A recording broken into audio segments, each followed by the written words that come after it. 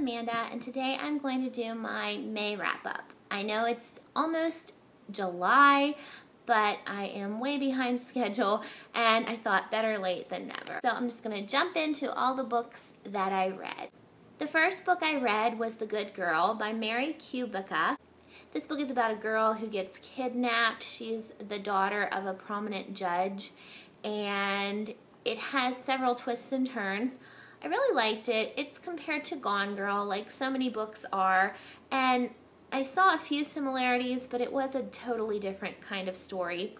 I ended up giving it 4 out of 5 stars. I got that one out of the library, so I don't have it with me. After that, I picked up What Do You Do All Day by Amy Scheib. This book is about a mother who lives, I believe, in New York City.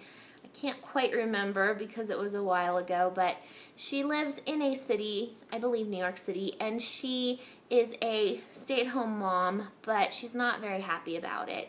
And I thought I was going to really like that book because I'm a stay-at-home mom in the summers. I don't work. I ended up not liking it and ended up DNFing it before I finished it. I didn't read very much of it because it just wasn't that interesting, and it really was kind of looking negatively and looking down upon people that choose to stay home. I didn't like that, so I didn't finish that one. I thought it was just going to be a fun, cute story, and it really wasn't for me. I ended up donating that one already, so I don't have it with me. After that, I read Bittersweet by Miranda Beverly Whitmore. I received this from Blogging for Books in exchange for an honest review, and I have to say that I really enjoyed this story. It is about a girl who, when she's in college, her college roommate goes in the summer to this kind of like a compound where there's a lake and all these different cabins where her family goes. Her whole family goes every summer, and she invites her along. And when they get there, the girl, the main character, Mabel, who is invited along, discovers that there are a lot of buried secrets in this family, and it's just really, really interesting. I was not expecting a lot when I went into this, but I ended up loving it. It has a great setting. It's around this lake, and the characters are great, and there's a bit of mystery to it. I ended up giving this 3.5 out of 5 stars. Then I read The Hypnotist Love Story by Leanne Moriarty, but this is another DNF. I just could not find myself interested enough to continue the story. I think I got to page 150, and it just really, not a lot had happened. It's about a hypnotist who falls in love, and the guy she's with has a stalker. It sounded really good, but it was just very slow and dry and boring. So I was really disappointed because I loved The Husband's Secret and I loved Big Little Lies, but this one I just couldn't get through, so I ended up DNFing that one. Then I read White Oleander by Janet Fitch, another book that is very popular, and I saw the movie, so that kind of tainted my love for this book. If I see a movie before I read the book, I tend to not like the book because I am not surprised by anything. But the book was good. I really didn't like the writing style. A lot of people love it. It's very literary, very almost poetic, but for me, I just didn't like that. The story was pretty good, very interesting, and it was different from the movie in a lot of ways. There was a lot more in the book than in the movie, and it was okay. I ended up giving it 3 out of 5 stars. I ended up donating it because I don't see myself ever reading it again. After that, I read Me and Earl and the Dying Girl by Jessie Andrews. This is another book that I donated. I gave it 3 out of 5 stars. It was a funny book. I just wish there wasn't so much bad language in it. One word in particular that I hate seeing in books, especially in YA, it's just a very offensive thing to me. It really took away from my like of the book, but the story was funny. I did appreciate the humor of the book, and the story was great in the way the author would show you something instead of telling you. There's a lot of love in this story. It's not a typical love story, but there is love in the story. It's just not your conventional love, and I really did like that. There were some things like the the language that I didn't like. I'm looking forward to watching the movie, and I gave the book 3 out of 5 stars. Then I read Absolutely True Lies by Rachel Stuhler. I got this from NetGalley in exchange for a review, and this book really didn't impress me very much.